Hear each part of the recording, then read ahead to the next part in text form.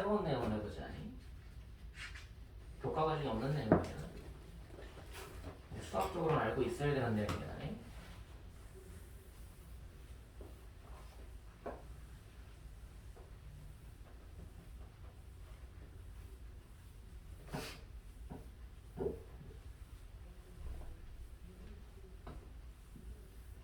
자, 좌표 평면을 통해서 좌표의 위치를 추적하는 건데 방금 직교 좌표계는 직각을 이용해서 추적을 하는 거지. 직교라는 특성을 이용해서.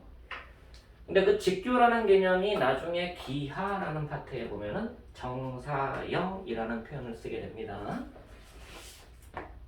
뭐 그림자라는 표현으로 생각해도 돼요. 정사형이란 말이 그림자를 조금 더 다르게 표현한 거야. 좀 추가 조건이 있어야 되는데 빛이 있어? 내 그림자가 맺히잖아? 그럼 그림자가 바닥에 맺히지? 그럼 빛과 이루는 각이 중요하겠지? 맞아 안 맞아? 그럼 그게 직각일 때가 정사형이라고 불러. 그러니까 우리가 수선의 발 찾는 게 정사형 이론이야. 그럼 방금 했던 직각을 이용해서 직교를 이용해서 X축 위에 있는 점과 Y축 위에 있는 점을 찾아냈지. A, B. 그게 정사형 개념이야. X축 위로의 정사형, Y축 위로의 정사형. 됐어? 아까 공간좌표에서 뭐라고 했었어? 점에서 찾아낸 게 X축 위에 있는 X축의 영역에서 찾아냈지. 대각선을 이용해서.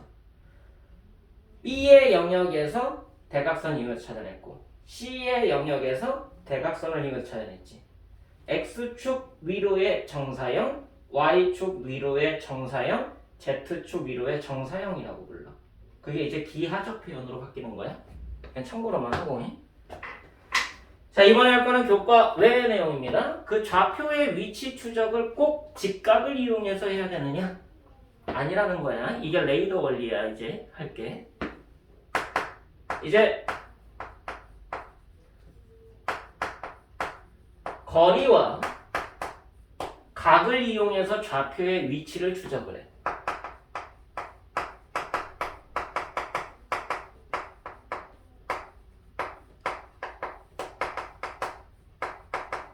뭐 표현이라고 얘기해도 되고요. 그냥 여러분들이 쓰는 표현에서는 그냥 레이더 원리라고 생각하시면 돼요. 뭐 영화 같은 de 보면 배에서 레이더 같은 게 나오잖아. 이렇게 빙글빙글 돌면서 무슨 하얀 선 같은 게 돌면서 삑삑삑 하면서 거기 물체가 있다 그렇게 표현 나오는 거 있지? 그게 이 원리예요. 각을 이용해서 표현하고 기준점으로부터 기준이 내 배가 되는 거지. 내 배로부터 계속 레이더가 작동하고 있는 거잖아. 그래서 이만큼 거리에 있구나. 이 각만큼 있구나. 이해돼 안 돼? 거리하고 각을 이용해서도 좌표의 위치를 추적할 수가 있다. 이거를 아까는 직교좌표계라고 했지만 극좌표계라는 표현을 씁니다. 그냥 참고로 그냥 기억하고 있으세요. 근데 이 표현을 이용해서 나타내보면 X축이 있고요. Y축이 있고요. 원점이 있는데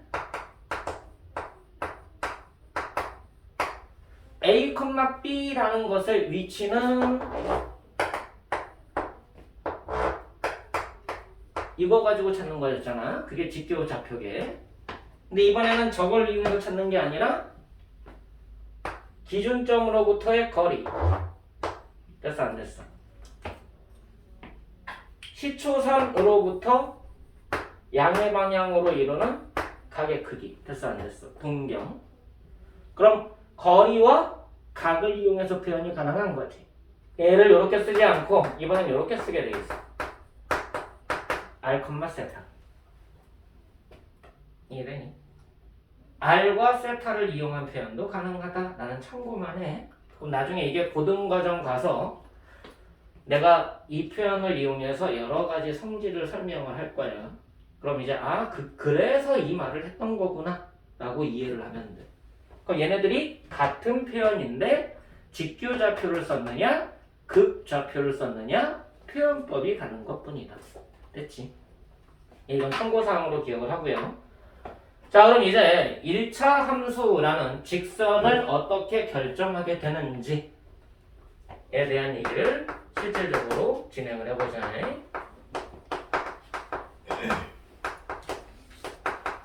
1차 함수 시계 결정이라고 생각하면 돼.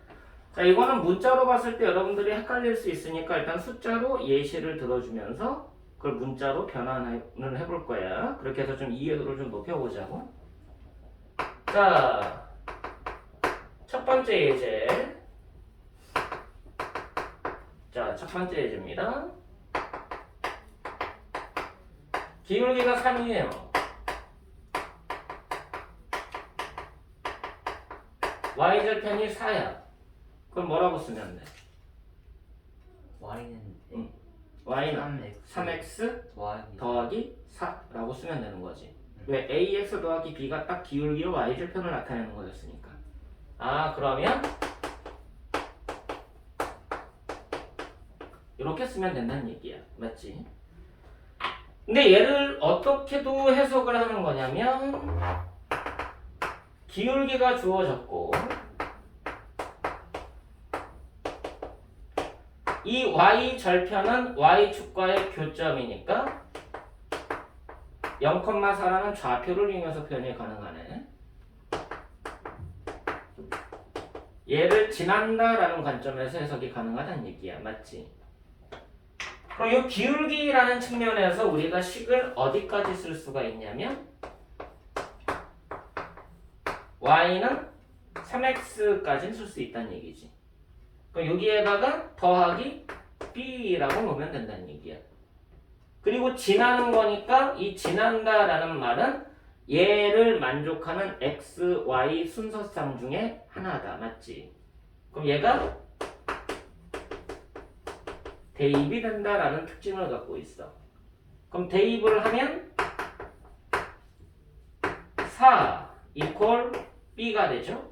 그래서 뭐라고 쓰는 거야? y는 3x 더하기 4라고 쓰게 되는 거야. 맞지? 그럼 이 특징들을 이용해서 조금 어떻게 변환되는지를 설명할 거니까 저거 간단하게 정리해 놓고 지울게. 정리해 놓으세요. 이 식들이 어떻게 변환되는지 그때그때 상황에 맞춰가지고 식을 찾는 연습인 겁니다.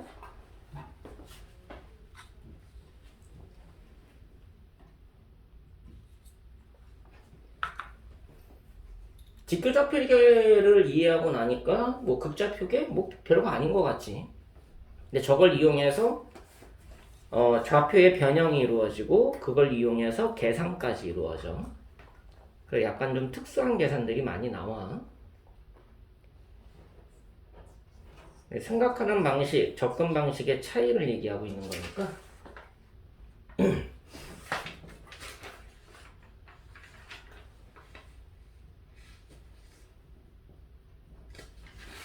근데 요 표현을 정확하게 다시 하려면은 삼각비라는 파트를 해야 돼서 그래서 내가 지금 아직은 설명 안 하는 거야. 자, 한번 보자. 또 다른 예시를 확인을 해보자.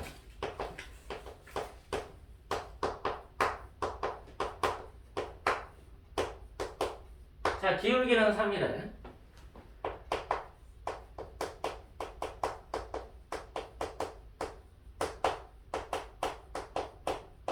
마이너스 2,5를 지난대. 그럼 단순하게 생각하면 방금 했던 이론처럼 기울기가 3이니까 뭐라고 써주면 돼? y는? 뭐라고 써주면 되니? 3x 그치? 3x 더하기 b라고 써놓고 시작하면 되는 거지. 그럼 단순하게 생각하면은 이제 얘를 뭐 하면 돼? 대입하면 b가 만들어질 거란 얘기야. 이게 첫 번째 방법이야. 첫 번째 방법.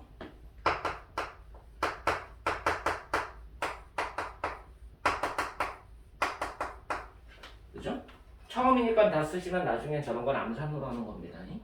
안 쓰고 푸는 게 최선이야. 너는 눈으로 푸니? 그럼 눈으로 풀지 뭘 손으로 풀어. 기분 나쁘게. 눈으로 풀 수 있는데 왜 손으로 풀어?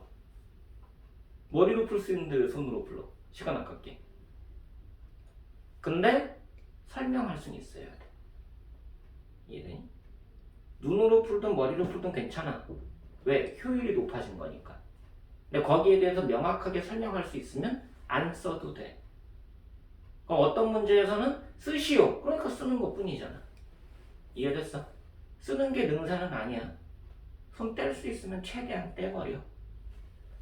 자, 그럼 따라서 이제 뭐라고 쓰면 돼? 이렇게 쓰면 되는 거지. 근데 꼭 이렇게만 해야 되느냐?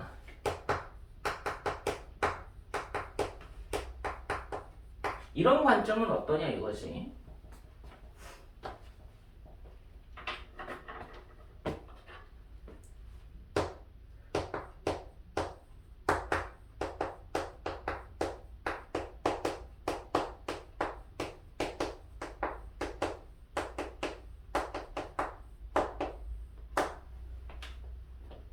기울기를 먼저 보지 말자는 얘기야.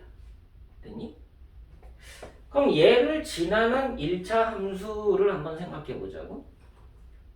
그 말은 얘를 대입하면 양변이 0 돼야 되는 거 맞아 안 맞아? y는 x에 대한 1차식인데 대입하면 왼쪽하고 오른쪽이 같은 항등식 돼야 되는 거 맞아 안 맞아? 얘를 대입하면 좌변과 우변이 같은 등식이 된다는 얘기잖아. 맞지? 근데 얘가 그냥 등식이 아니라 항상 성립하는 항등식이 돼버려요. 그럼 이걸 이용해서 써보면 어떻게 되냐면 얘들아,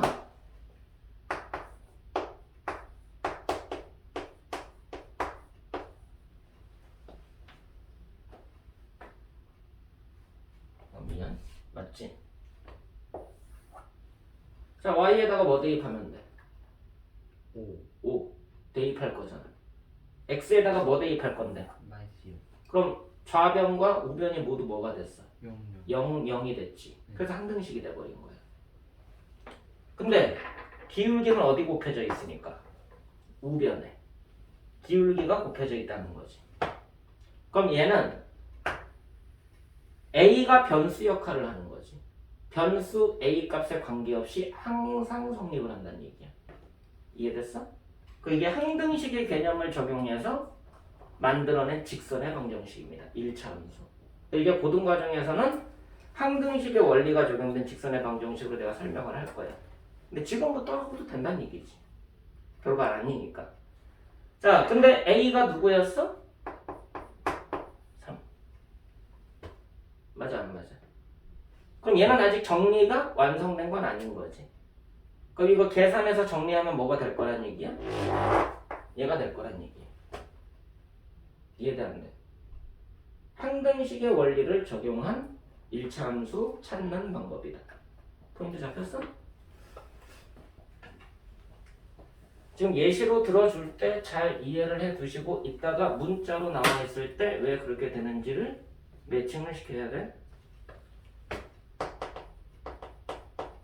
자, 세 번째 방식입니다.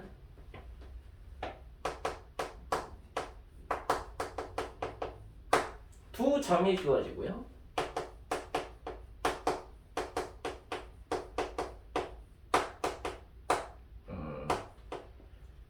콤마 뭘로 할까? 7.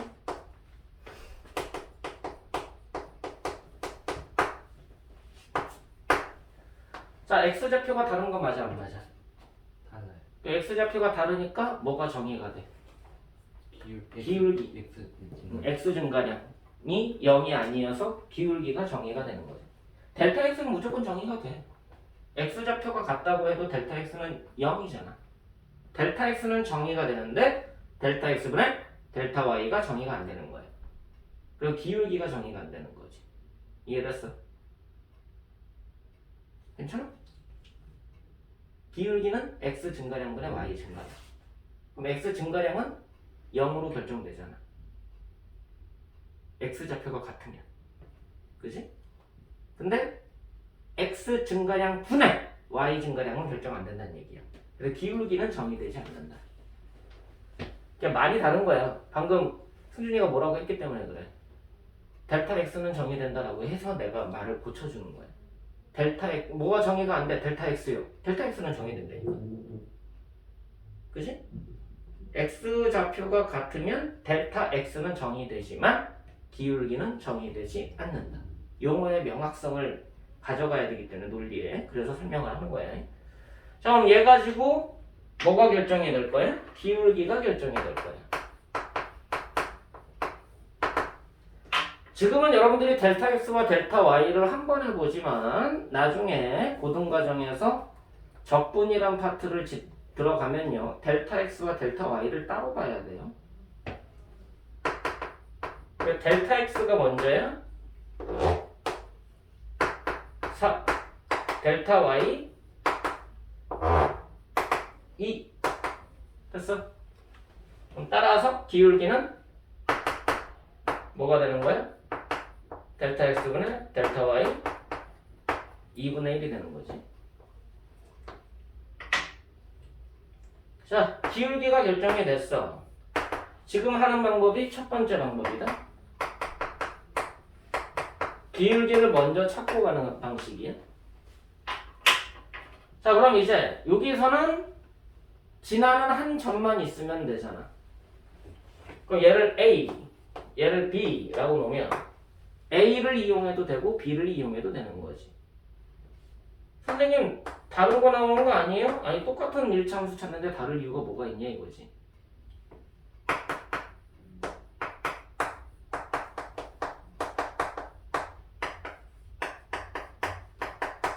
자, A를 지나는 거 이용해서 써보자. 이 표현으로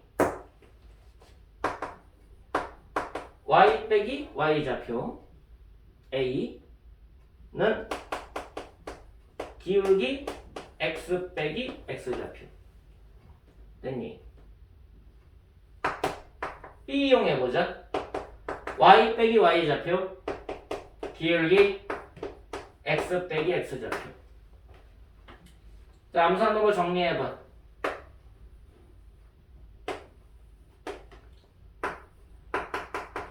(2분의 1) x에 숫자 더하기 6이야? 설마. 아니네. 2분의 9. 설마. 아 2분의 10이? 정신 안 차려. 2분의 1에다가 5가 더해질 거 아니야. 2분의 1에다가 5가 더해지는 거잖아. 7에서 2분의 3을 빼주는 거잖아. 맞아 안 맞아? 그래서 뭐가 된다? 2분의 11 동일하게 나온다. 이해됐니? 어떤 거 이용하든 괜찮은 거야. 잉? 자, 두 번째 방법.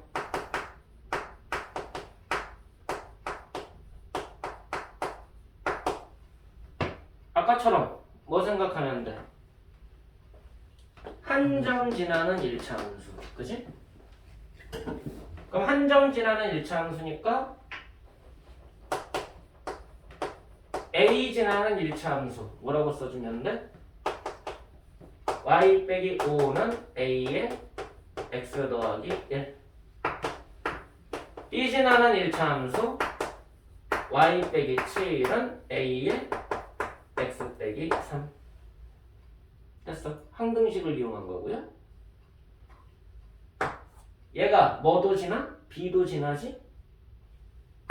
B를 대입하면 A가 결정된다는 얘기지? 이해가 안 돼. 이번에는 B를 이용했으니까 어디 지나? A 지난다는 얘기지? 그럼 A를 대입하면 A가 결정된다는 얘기지? 요 방식이 있고 뭐를 해도 돼? 다이렉트로 기울기를 구해서 가도 된다는 얘기지. 접근하는 방식의 다양성이 생기지 이제. 선생님 뭐 풀이 방법이 뭐 별거 없는데요. 여러 가지 방법으로 설명하라면서요. 이것만 해도 여러 가지가 되는 거예요. 이해되는데? 단순하게 접근 방식이 왜 그렇게 되는가? 사고 방식이 다양해서 그러는 거지. 대신에 기본적인 거는 정확하게 이용을 하자. 여기까지 됐어. 자, 일단은 정리해 두시고요. 이제 요거는 문자로 나타낼 거니까